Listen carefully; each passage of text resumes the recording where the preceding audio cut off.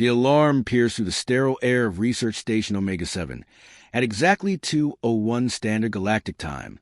Security Chief Vex grabbed his plasma rifle, 6 arms moving in perfect coordination as he rushed toward the containment sector.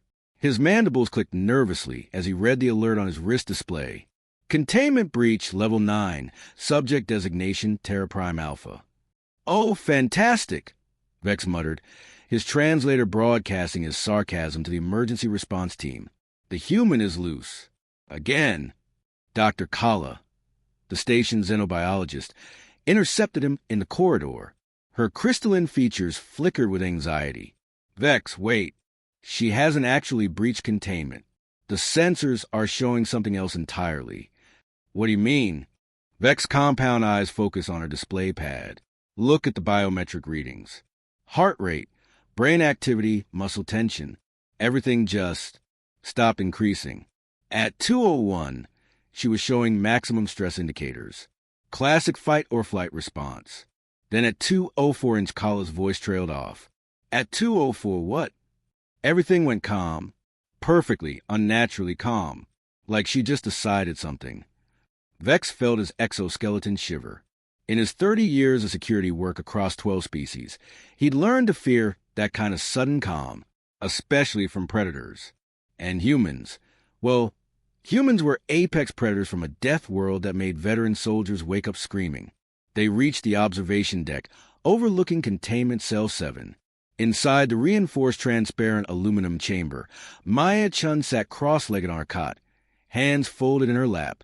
She was smiling, not the pleasant smile of a cooperative test subject, not the nervous smile of someone trying to please their captors. This was the smile of someone who had just figured out exactly how to kill everyone in the room and was looking forward to it. "She looks peaceful," whispered junior researcher Zephyr, his tentacles coiling nervously around his data pad.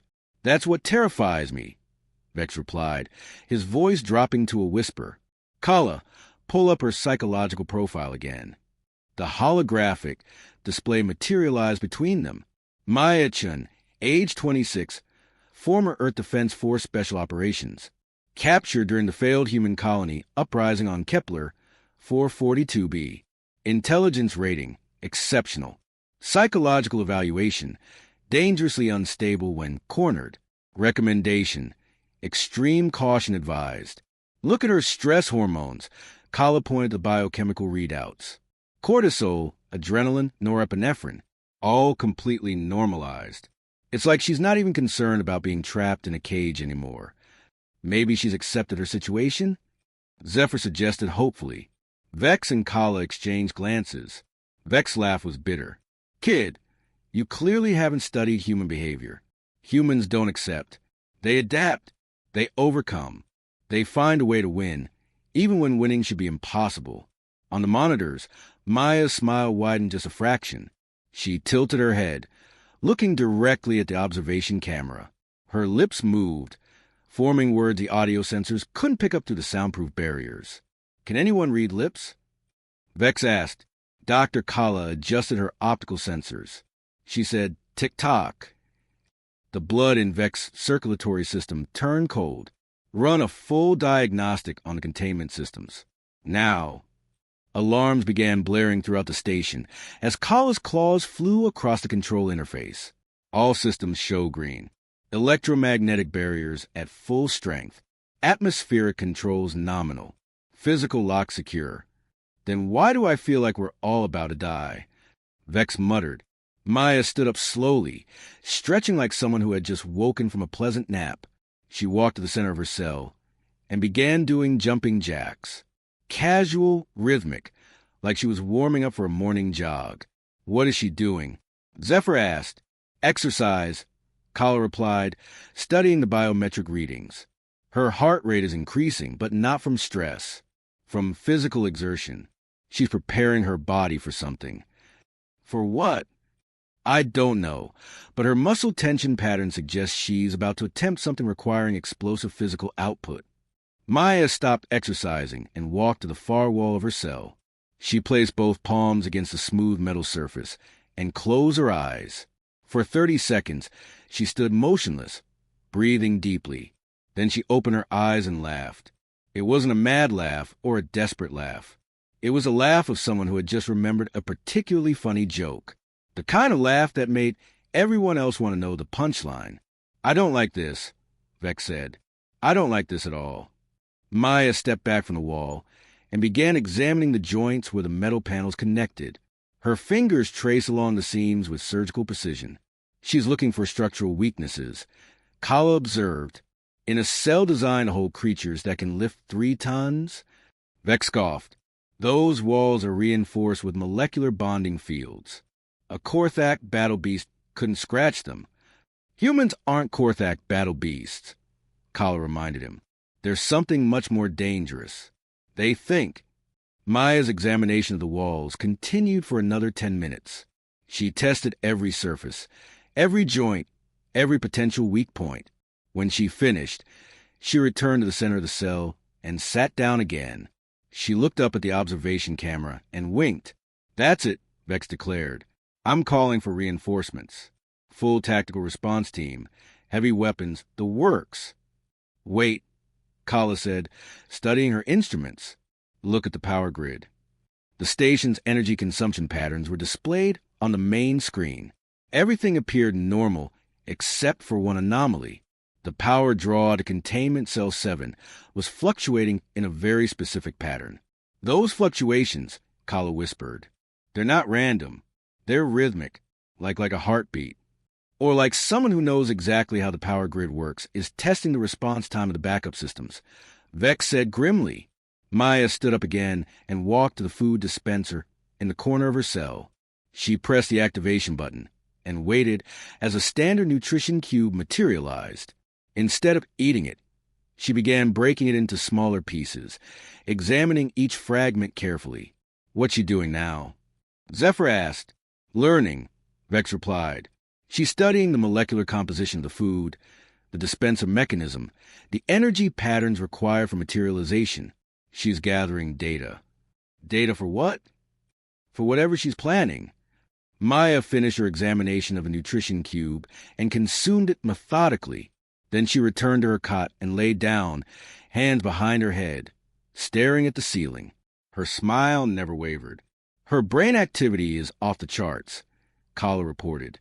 "Neural firing patterns suggest intense concentration, but not stress or fear. She's calculating something. How long until the next shift change?" Vex asked. "For hours."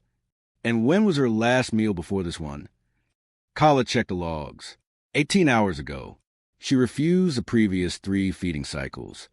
So she was fasting. Deliberately. Vex's realization hit him like a plasma bolt. She was preparing her metabolism for something specific. On the monitors, Maya began humming. The tune was unfamiliar to the alien observers, but the rhythm was steady and confident. She hummed like someone working on a project they enjoyed. "Can the sensors identify the song?" Zephyr asked. Kala ran the audio pattern through the cultural database. "It's called The Wheels on the Bus.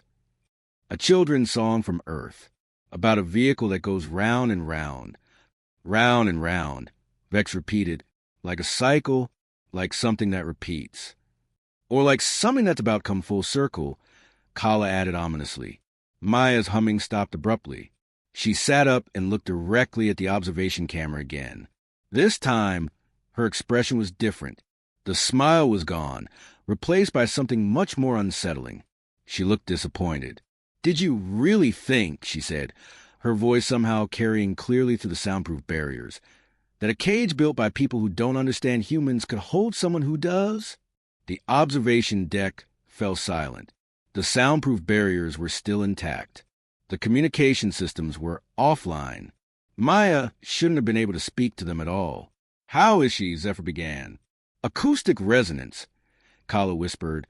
"She's vibrating her vocal cords at the exact frequency needed to resonate through the molecular structure of the containment barriers. She's turned the entire cell into a speaker." Maya stood up and brushed off her simple gray prison uniform. "You see, the thing about humans is that we don't just adapt to our environment. We make our environment adapt to us."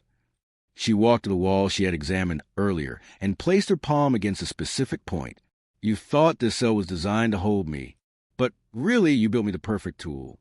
What is she talking about? Vex demanded.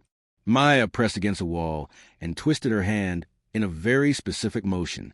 There was a sound like breaking crystal, and a hairline crack appeared in the seemingly impenetrable barrier. Every system has a resonant frequency, Maya explained conversationally. Every material has a breaking point. Every design has a flaw. You just have to know how to find it. The crack began to spread, following the molecular bonding lines with surgical precision. And the beautiful thing about humans, Maya continued, is that we're really, really good at finding flaws. The wall didn't explode outward. It didn't crumble dramatically. Instead, an entire section simply folded inward along predetermined stress lines, creating a perfectly human-sized opening. Maya stepped through and stretched, breathing deeply the unfiltered air in the corridor beyond. "Oh," she said, looking up at the observation deck with that terrible smile returning. "And one more thing about humans you should probably remember." She began walking toward the main laboratory section of the station, her bare feet silent on the metal flooring. "We really, really don't like being caged." The lights in containment level 7 began flickering as Maya disappeared around a corner, leaving behind only the echo of her laughter and a growing sense of dread among the station's crew. "Security alert," Vex said into his communicator, his voice strained. "Code black. The human is no longer contained. All personnel to emergency stations immediately." But as he spoke, he couldn't shake the feeling that it was already too late. Maya Chen wasn't just escaping. She was hunting. The predator remembers. The emergency lights bathed Research Station Omega-7 in hellish red as Maya Chen moved to the corridors like a ghost with a grudge.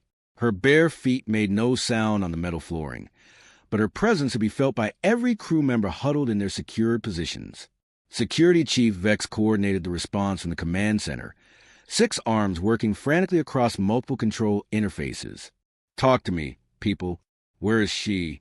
"Motion sensors in section C went dark 3 minutes ago," reported Communications Officer Reed, her gills fluttering with nervous energy. "But that's impossible. The backup system should have compensated." "Should have, would have, could have," Vex muttered. "This is a human we're dealing with. They specialize in making the impossible happen." Dr. Kalla's voice crackled through the comm system from the laboratory. "Vex, you need to see this." I'm reviewing the security footage from her cell. She wasn't just examining the walls. She was mapping the entire station's infrastructure through resonance testing. Meaning what exactly? Meaning she knows exactly where every power conduit, every ventilation shaft, every structural support beam is located. She's not wandering around lost. She's executing a plan. On the main display, a schematic of the station showed red dots indicating system failures. Life support in Section B was fluctuating. Emergency power in Section D was offline. The pattern wasn't random. She's systematically disabling our defensive capabilities, Vex realized. How did she learn our system so quickly? Because came Maya's voice through the intercom, causing everyone in the command center to freeze. "I've been listening to you idiots talk for 3 months. Did you think I was just sitting in that cell, spacing out?" Vex slammed his fist on the communication controls. "How are you accessing our comm systems?" Maya's laugh echoed through the speakers. "Oh, Vex. Sweet, naive Vex. You really don't understand what you captured, do you? I wasn't just a soldier in the Earth Defense Force. I was a systems infiltration specialist. I eat computer networks for breakfast. Impossible. Our systems are quantum encrypted with molecular verification protocols." "Your systems," Maya replied, her voice now coming from different speakers throughout the command center, "were designed by committee, and committees, my 6-armed friend, are humanity's favorite thing to outsmart." The lights in the command center flickered and went out. Emergency power kicked in, but the glow was dim and unstable. "She's in the main power distribution hub," Reed reported, her voice tight with fear. "How do you know?" "Because," Maya's voice whispered directly behind them, "I'm everywhere now." The team spun around, weapons drawn, but the command center was empty except for themselves. Maya's voice continued from the speakers. "You know what the funny thing is? I wasn't even planning to escape tonight. I was going to wait another week, Study your routines a bit more. Maybe learn a few more of your passwords. Then why now? Vex demanded. Because Maya's tone turned cold. I overheard your conversation with Command Central this morning. The one about transferring me to the dissection facility on Rigel Prime. The command center fell silent. That conversation had been classified, held in a secure conference room with full encryption protocols. Surprise, Maya continued cheerfully. Your secure conference room shares a ventilation system with my cell. And humans have really, really good hearing when we need to. Dr. Kalla's voice shook as she spoke. Maya, we can negotiate. Whatever you want, we can discuss terms. Oh, Kalla. Sweet crystalline Kalla. You still don't get it, do you? This isn't about negotiation. This isn't about escape. This is about consequences. The lights came back on, but now every display screen in the command center showed the same image. Maya's face, smiling that terrible smile. You see, when you cage an apex predator, you better make sure you kill it quickly, because if you don't, her image leaned forward, eyes glittering with predatory intelligence. Eventually, it remembers what it is. Security teams to the command center immediately. Vex shouted into a communicator. Full tactical response authorized. I wouldn't do that if I were you, Maya's voice warned. Your security teams are currently trapped in the recreation facility. Funny thing about emergency lockdown protocols. They work really well when someone who understands them is the one activating them. Reed's claws clicked frantically across her console. She's right. All security personnel are locked in recreational areas throughout the station. Door controls aren't responding. And your backup security measures? Maya continued conversationally. The automated defense systems? The emergency force fields? Well, let's just say they're about as effective as you'd expect from technology designed by people who thought a single layer of molecular bonding was sufficient to hold a human. Explosions echoed through the station as automated systems throughout Omega-7 began failing in cascading sequence. What do you want? Vex asked, his voice barely steady. Want? Maya's laugh was genuinely amused. Oh, Vex, I don't want anything. I already have everything I need. Which is what? Your complete and undivided attention. The main display switched to a schematic of the station's core systems. Every critical component was highlighted in red. You see, while you were busy congratulating yourselves on catching a dangerous human, I was busy learning everything about your little research station. Power distribution, life support algorithms, structural integrity protocols, communication systems, escape pod launch sequences, escape pods. Reed's gills went pale. Oh, yes. Did I forget to mention? I'm not just disabling your systems. I'm taking your ship. This is a research station, not a ship, Zephyr protested from his hiding spot behind a console. Everything in space is a ship if you know how to fly it, Maya replied. And thanks to your incredibly detailed computer systems, I now know exactly how to fly this one. The floor beneath them began to vibrate as the station's main engines powered up for the first time in months. Station engines coming online. Reed reported unnecessarily. Navigation systems activating. Autopilot sequence initiated. Where are you taking us? Vex demanded. Home, Maya said simply. Earth, where there are about 8 billion humans who are going to be very, very interested in what you've been doing out here. The Galactic Council will never allow it. They'll destroy the station before letting you reach Earth. With their own people aboard? Maya's voice carried a note of mock concern. How terribly uncivilized of them. Though I suppose that's exactly the kind of thing the Earth Defense Force would love to have documented evidence of. Dr. Kalla's crystalline features flickered with realization. This was never about escape. You're gathering intelligence. Finally, someone who understands the game. Maya's approval was evident. Do you know what humans call what you've been doing to me for 3 months? What you were planning to do on Rigel Prime? Scientific research, Zephyr offered weakly. War crimes, Maya corrected. And war crimes, my naive little friend, have consequences. The station shuddered as it broke orbit from the research facility's location. Through the viewports, they could see stars wheeling past as Maya changed their course. The beautiful thing about this situation, Maya continued, is that you're all going to help me deliver the evidence. Every experiment you performed, every protocol you violated, every conversation you had about what to do with the dangerous human specimen. The Galactic Council will claim we were acting within established xenobiology research parameters. Vex said desperately. Will they? Even when Earth's diplomatic corps reviews the footage of you discussing my scheduled vivisection, even when they see the recordings of your pain tolerance studies, even when they learn about the other human prisoners you had. The command center fell silent. That information was classified beyond their security clearance. Oh, yes. Maya's voice was soft and dangerous. Did you think I was the only one? There are 17 other research stations just like this one, scattered across 12 sectors, each with their own human specimens, each documenting their own collection of war crimes. The implications hit them like a plasma bombardment.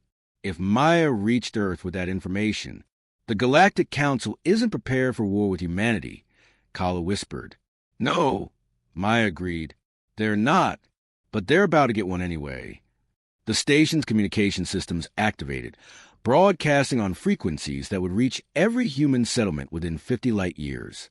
This is Maya Chen, Earth Defense Force Special Operations, broadcasting from stolen Galactic Council Research Station Omega-7. I am transmitting complete documentation of systematic war crimes committed against human prisoners.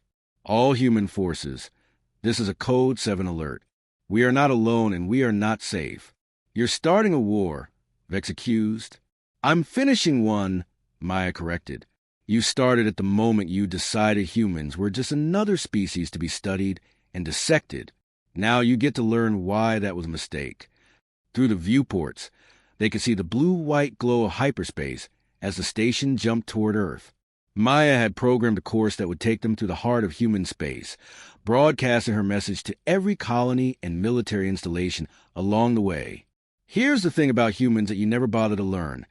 Maya's voice continued as the stars streaked past. We're not just apex predators. We're pack hunters. And when you hurt one of us... The station shuddered as it dropped out of hyperspace near the Proxima Centauri system. Immediately, the long-range sensors detected energy signatures moving toward them. Earth Defense Force ships, responding to Maya's broadcast. The airlock hissed open, and human soldiers in full combat armor streamed into the command center. Leading them was a woman who looked remarkably like Maya, if Maya had been trained to kill entire species, instead of just individual enemies. Hello, little sister, Admiral Chen said as Maya appeared in the doorway, still wearing her prison uniform and that terrible smile. Ready to come home? Actually, Maya replied, looking around at the terrified alien researchers, I was thinking we might want to take a closer look at those other 17 research stations first. You know, for science. As the human soldier secured T, you get all of us. On the display, dozens of human vessels appeared, surrounding the research station. Battle cruisers, destroyers, and carriers, all flying the blue and green flag of humanity. This is Admiral Sarah Chin of the Earth Defense Force. Came a new voice over the communication system. Research Station Omega-7, you're ordered to prepare for boarding and inspection. Vex's mandibles clicked in recognition. Chin? As in, my sister, Maya confirmed cheerfully. Did I mention I come from a military family? The research station was tracked into the main hangar of the EDF flagship. As the artificial gravity settled and the airlock sealed, Maya's voice came through the speakers one last time. Oh, and Vex, when they ask you about this in the War Crimes Tribunal, make sure you mention something important. What? I was smiling because I knew exactly when my rescue was coming. Earth time, 2:01 was when my emergency beacon activated. 2:04 was when I received confirmation that the cavalry was on the way. His station and its crew, Vex realized a horrible truth. The apex predator hadn't stopped moving at 2:04. She had just stopped hunting alone.